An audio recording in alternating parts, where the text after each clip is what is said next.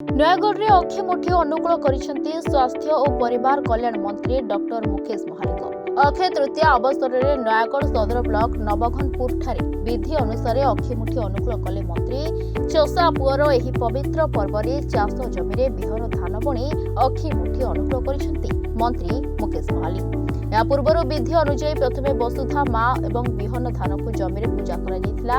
ଏହାପରେ ମନ୍ତ୍ରୀ ଡକ୍ଟର ମୁକେଶ ମହାଲିକ ହଳ ଲଙ୍ଗଳ ଧରି ଜମିରେ ପଶି ଚାଷ ଆରମ୍ଭ କରିଥିଲେ। ସାଥିରେ ଥିଲେ ଖଣ୍ଡପଡ଼ା ବିଧାୟକ ଦୁଷ୍ମନ୍ତ କୁମାର ସ୍ୱାଇଁ, ନୟାଗଡ଼ ଜିଲ୍ଲାପାଳ ଅକ୍ଷୟ ସୁନୀଲ ଅଗ୍ରୱାଲ ଏବଂ ଜିଲ୍ଲା କୃଷି ଅଧିକାରୀଙ୍କ ସହ ମତ୍ସ୍ୟ ପଶୁ ସମ୍ପଦ ବିଭାଗର ଅଧିକାରୀମାନେ।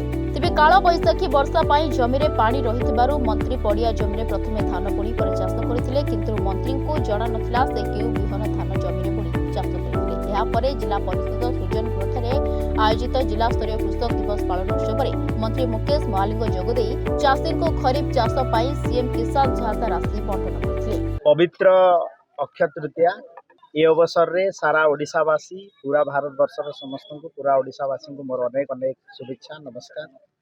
आज हूँ ओडिया गोटे बहुत शुभ दिन। आज जगतरनाथ जगन्नाथ ठारे मध्य रथ खलारे रथ कार्यक्रम आरंभ होता है। आज ये पवित्र दिन रे चाषी कूल आमे चाष काम आरंभ कर अवसर रे आज नयागढ़ जिल्ला रे मु ओडिशा प्रदेश रो माननीय मुख्यमंत्री मोहन चरण माझी तरफ अक्षिमुठी छुआ कार्यक्रम एवं आगामी वर्ष जो अच्छी एटा शुभंकर हेउ चाषी कूल को हित पहुँचू एवं ओडिशा प्रदेश रो समस्त को अन्न मिलू या ही आज भगवान को पाखरे मोर प्रार्थना। निश्चित भाव में मु तो जड़े चाषी घर पिला एवं मुझे आ पूर्वर आम विरोधी दल मध्य निज क्षेत्र में मु अक्षय तृतीया पालन करी निजे हल बुले पालन करी। आज सौभाग्य मिली नयागढ़ जिलावासी सहित गोटे भावर आदान प्रदान एवं मत बहुत भल लगिला एठी लोकंकर भल पाइबा एवं चाषी सहित आदान प्रदान। थरे गोटे काश हल होइतिला तापर धान बुणा हुए पुणी थरे हल करी निश्चित भाव में कौन हुए यहाँ को आम आड़े खरडी धान कहते।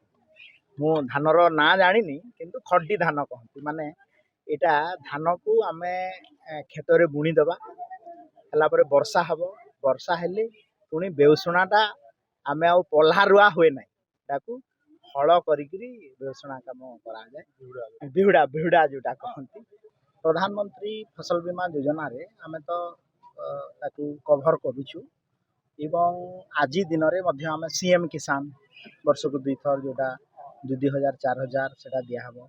पीएम किसान समृद्धि योजना रे आम वर्ष को 3 थर 2000 लेखा तो वर्ष को गोटे चाषी को 10,000 टका दिहे। सहित फसल बीमा योजना माध्यम आम जिते चाषी क्षति सहूची कौन सी नेचुरल कालामिटी खबर मैंने जानी गोटे टंकाटे गोटे एकड़ कनसेप्ट रे बीमार कनसेप्ट आम आरंभ कर सरकार आसला गाँ गाँव रे आउ एक्सटेंसिव करने आम आईसी एक्टिविटी जोटा अच्छी आम सचेतनता कार्यकर्ता को व्यापक कराहब एवं प्राय समस्ते बीमा अंतर्भुक्त होती बीमा राशि आम आगामी दिन में व्यापक कर। नयागढ़ मानस कुमार साहू रिपोर्ट टुडे।